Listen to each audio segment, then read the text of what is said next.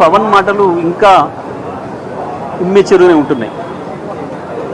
లేని దాంట్లో గాల్లో శూన్యంలో ఏదో ఊహించుకొని ఏదో మాట్లాడేసేసి ఆయనను ఎవరో ఏదో అన్నాడు అని చెప్పి, ఎవరో ఏదో మాట్లాడితే అనామకులు ఎవరి గురించి మాట్లాడుతున్నాడో చెప్పాలి. ఆయన మొత్తం తెలంగాణ ప్రజలకు వ్యతిరేకంగా మాట్లాడినట్టు మాట్లాడి ఈ తెలివి తక్కువ మాటలు మాట్లాడడం మంచిది కాదు. సినిమా డైలాగులు మాట్లాడి ఇష్టం వచ్చినట్టు. నీ గురించి ఎవరు మాట్లాడితే వాని గురించి మాట్లాడు. తెలంగాణ ప్రజలు మీకు బోవ పెట్టారు. తెలంగాణ ప్రజలే మిమ్మల్ని జాదిండ్రు. ఇవాళ మీ పెరుగుదలలో, మీ ఎదుగుదలలో ప్రతి ఇంచు తెలంగాణ ప్రజల దయ, తెలంగాణ ప్రజల దాక్షిణ్యం. మీరు దాన్ని వదిలిపెట్టి ఎవరో ఏదో అన్నాడని చెప్పి, అసలు ఇవన్నీ చూస్తే మనకు కనిపిస్తుంది వీళ్ళిద్దరూ మ్యాచ్ ఫిక్సింగ్తో ప్రజల్ని మోసం చేస్తున్నారు.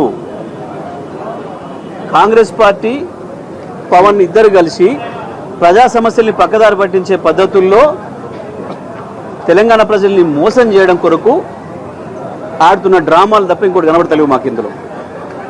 ఎందుకంటే ఎవడు బాధ్యత కలిగిన వాడు పడగలి. ప్రభుత్వం ఒకవేళ అనుమతి చేయకపోతే ప్రభుత్వ చేతకంటాను. ఆఫ్టర్గా పవన్ కళ్యాణ్ వస్తే మీటింగ్ పెట్టుకుంటే శాంతి భద్రతల సమస్య వస్తుందా? ఏం తెలివి తక్కువతనం ఇది? ఈ ఒక రాష్ట్రానికి ఆపడం అనేది ఏమంతో కాదు. ఇంకా ట్రంప్ ఇన్ని ఆంక్షలు పెట్టినా అక్కడికే అవతలేరు పోతూనే ఉన్నారు. ఈ తెలంగాణ నుంచి ఆంధ్రకు, ఆంధ్ర నుంచి తెలంగాణ పోవడానికి ఎవడెవడు ఆపలేడు. కానీ ఎవడు ఆపినోడు కూడా లేడు. ఇవి కావాలని చెప్పి ఇవాళ ఈ రాష్ట్రంలో ఉన్న సమస్యలు, రైతుల సమస్యలు, యువకుల సమస్యలు, నిరుద్యోగ సమస్యలు, విద్యార్థుల సమస్యలు, హాస్పిటల్ సమస్యలు, వీటన్నిటి నుంచి పక్కదారి పట్టించడం కొరకు ఆడుతున్న డ్రామా తప్ప ఇంకొకటి లేదు ఇక్కడ.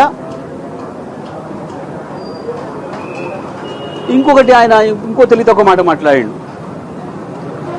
మరి ఆయనకు రాష్ట్రాల ఏర్పాటు గురించి తెలియదు. పెద్ద పెద్దోళ్ళే తప్పు మాట్లాడంగా ఆయన మాట్లాడడానికి పెద్దని తప్పు అనుకోవడం లేదు. ఎందుకంటే ఆయనకు ఉండే జ్ఞానం అంతే. రాష్ట్ర ఏర్పాటు ప్రక్రియ పార్లమెంట్ నుంచే రావాలి, పార్లమెంట్ నుంచే వచ్చింది. పాపం ఇంకొకటి ఏంటంటే ఆయనకు ఎవరో రాసిస్తే చదివే అలవాటు కదా. పాపం ఎవరో డైలాగ్ రైటర్ ఉండాలి, రాసియాలి కదా. మోడీ మాట్లాడింది రాసిచ్చారు, ఈయన చదివిండు. ఈ మోడీ లాంటి వాడే అనంగా పెద్ద ఈయన అనడం పెద్ద ఆశ్చర్యం కాదు మాకు.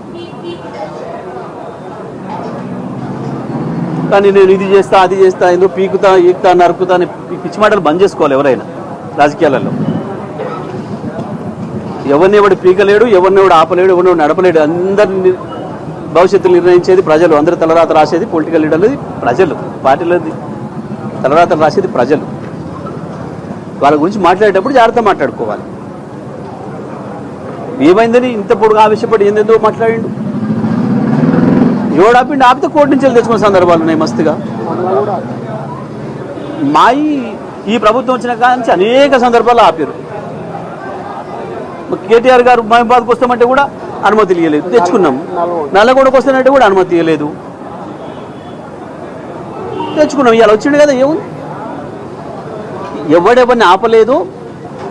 ఇదంతా డ్రామా. అసలు సమస్యల్ని పక్కదారి పట్టించడం కొరకు ఆడుతున్న నాటకం తప్ప ఇంకోటి కాదు. మంత్రులు కూడా బాధ్యతారహితంగా మాట్లాడడం. ఎవరిని కూడా ఆపుతాడు, తిరగకుండా ఆపుతాడు. అవుతుందా? ఇది తెలంగాణ ఉద్యమ సందర్భంలో ఎవరు మాట్లాడలే, మేము ఉద్యమకారులు కూడా మాట్లాడలే ఆ రకంగా. ఎవరో బాధ్యత లేనో లేదో అన్నారని చెప్పి వాళ్ళని అడ్రస్ చేయకుండా, పేరు అడ్రస్ చేయకుండా మీరు మీరు అని మాట్లాడింది తెలంగాణ ప్రజలనా?